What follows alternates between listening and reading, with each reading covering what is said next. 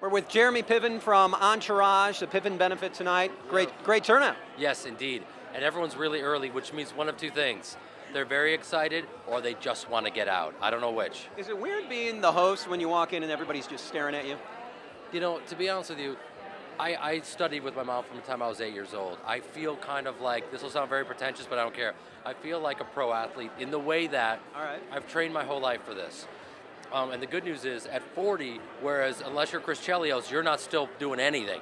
You're not putting the pads on, right? I feel like I'm now coming into my own.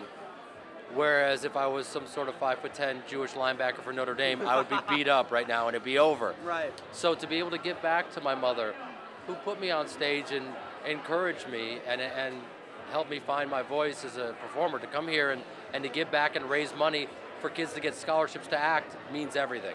I'll do whatever she wants. Anything and everything for Mom. Yeah. Now, we always hear the great stories about how you and your sister and the Cusacks, they all attended the theater. Right. Now, what about when you were growing up and a teenager? Did you ever get in trouble? I mean, did your dad yell at you at the theater? I got into a lot of trouble. You have to understand, I played high school football for Evanston Wildcats. Right. You know, and we made it to the semifinals in state and lost in the last second to New Trier. Last second field goal. Happens. I'm not bitter. And we're a sports website. It's okay. Keep going. I know. Yeah. Indeed.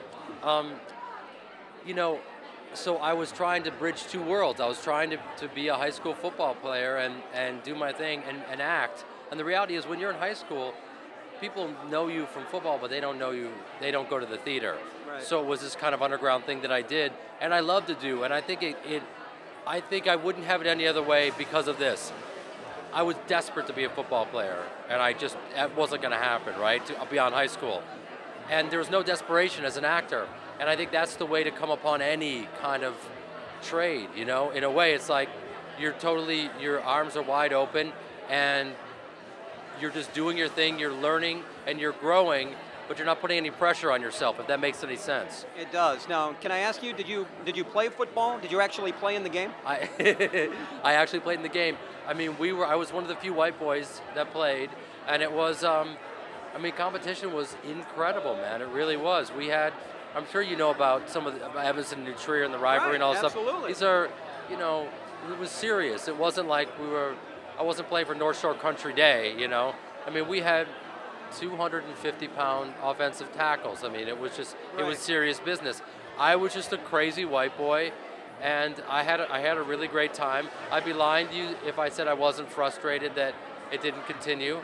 But I think if you know, underneath the surface of any actor is a frustrated athlete. That's the truth.